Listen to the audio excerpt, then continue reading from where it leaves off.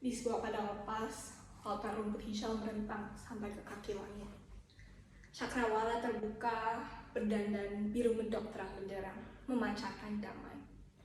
Bunga-bunga semak liar bergetar di kibas angin yang ramah dari penjelajahan ribuan kilometer.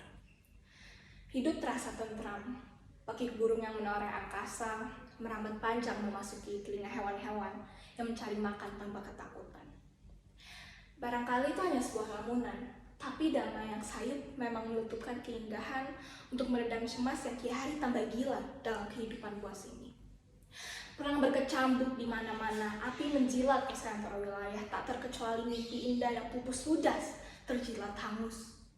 Para pemburu damai mencium bau darah, lalu tiba-tiba saja menghentakkan kakinya dan berteriak garang. Serang! Terjang!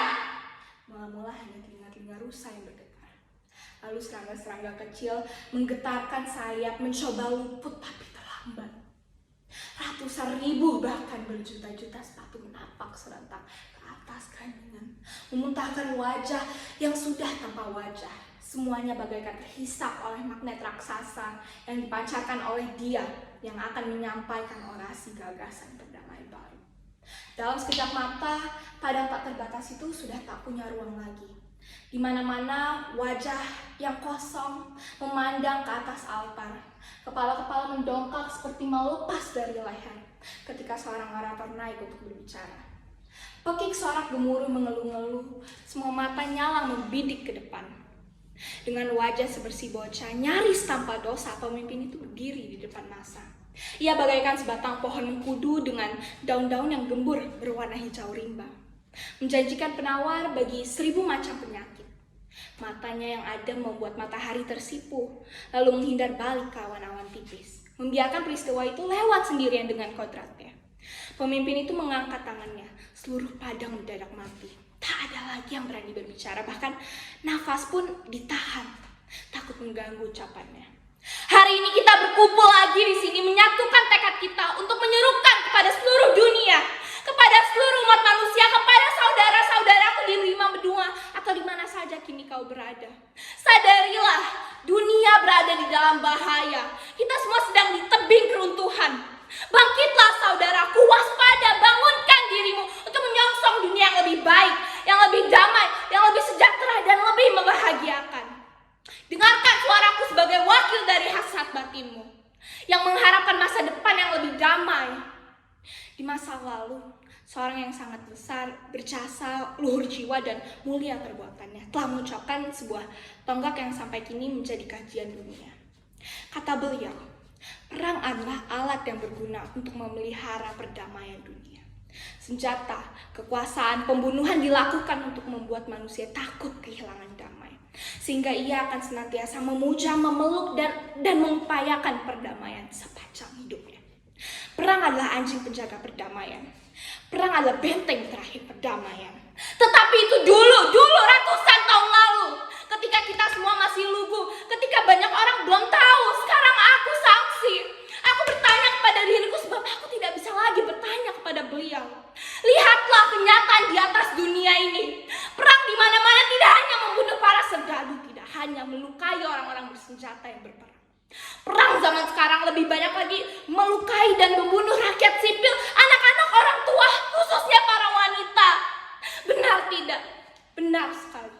Seandainya beliau, tokoh sejarah dunia yang besar itu, sempat melihat betapa puasnya perang, betapa ganas, brutal, biadabnya pertempuran, aku yakin beliau tidak akan sampai hati mengucapkan apa yang sudah digariskannya dan menjadi panutan manusia untuk membesarkan peperangan sampai sekarang. Perang ternyata bukan anjing kepala penjaga perdamaian, tetapi anjing-anjing serigala gila yang kelaparan membunuh umat manusia lebih cepat, lebih keji. Perang adalah binatang liar yang menghancurkan perdamaian.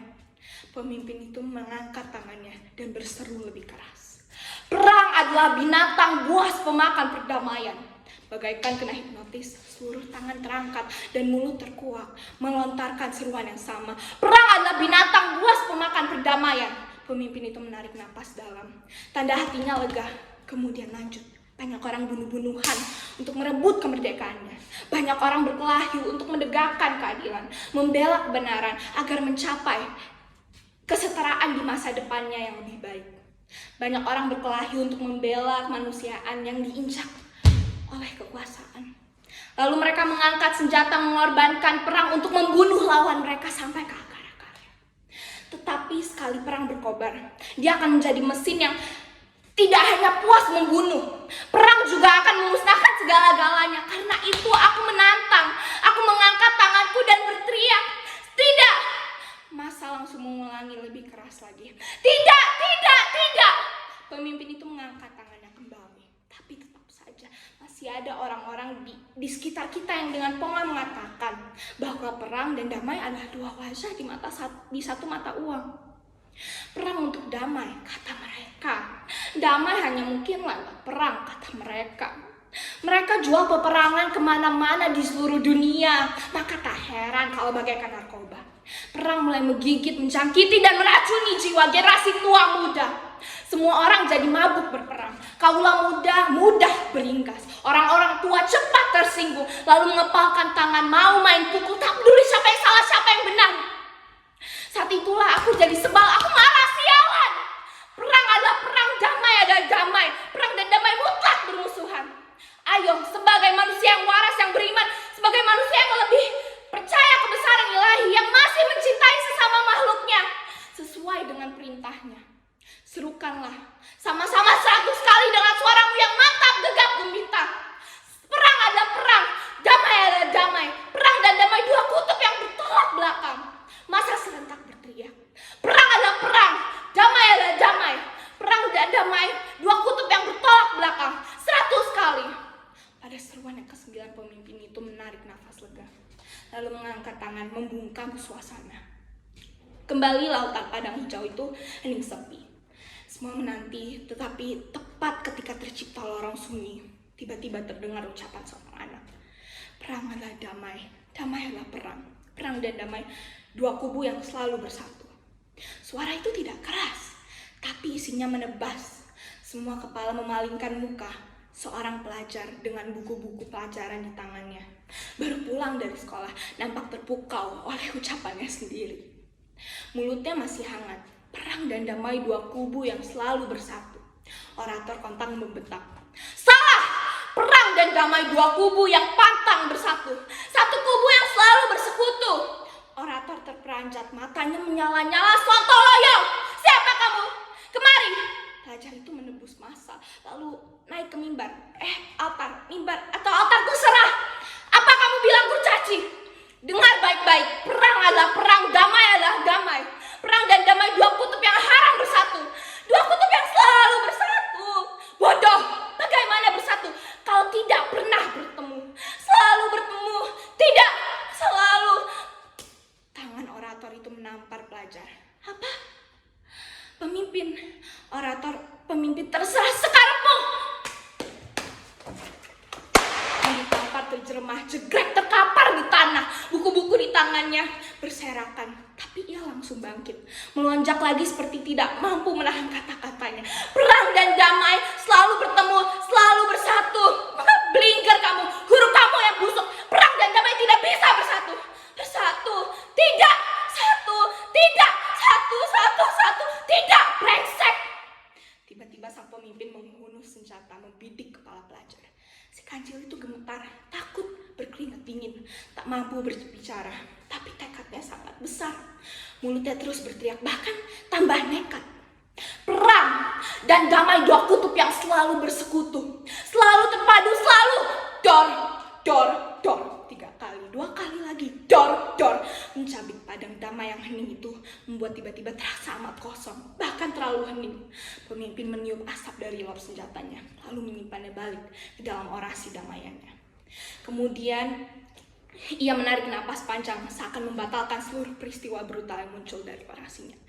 Beberapa detik kemudian suaranya terdengar lebih lantang. Saudara-saudaraku, sadarilah, dunia dalam bahaya. Atas nama apapun, sekali lagi dan 1000 kali lagi, atas nama apapun, perang akan memusnahkan segala-galanya, tak terkecuali akan memusnahkan yang di atas namakannya.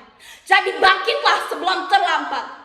Mengaum dengan keras, perang adalah perang, damai adalah damai. Perang dan damai dua kutub yang tidak boleh bertemu. Ulurkan tanganmu, pegang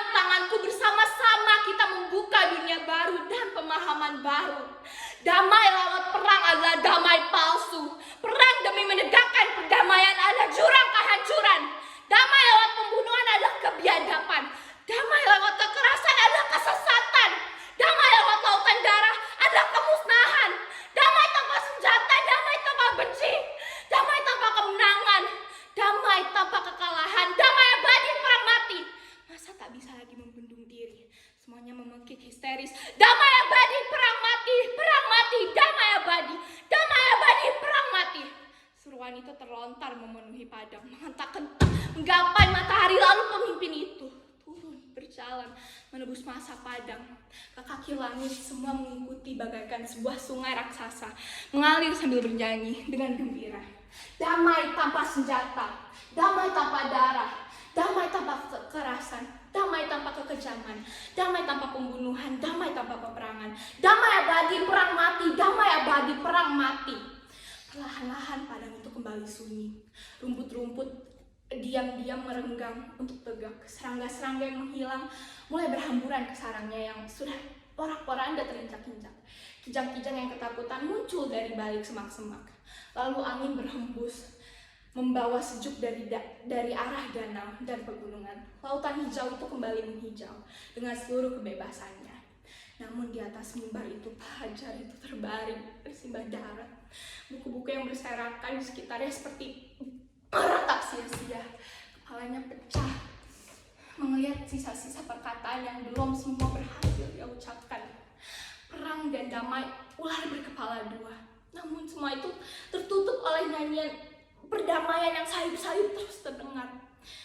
Melihat di atas wajah pelajar yang telah damai tanpa senjata, damai tanpa darah, damai tanpa kekerasan, damai tanpa pembunuhan, damai tanpa peperangan, damai abadi perang mati, damai abadi perang mati, damai abadi perang mati, damai abadi perang mati, damai abadi, damai abadi, damai abadi, damai abadi. Perang adalah konyol penjaga perdamaian.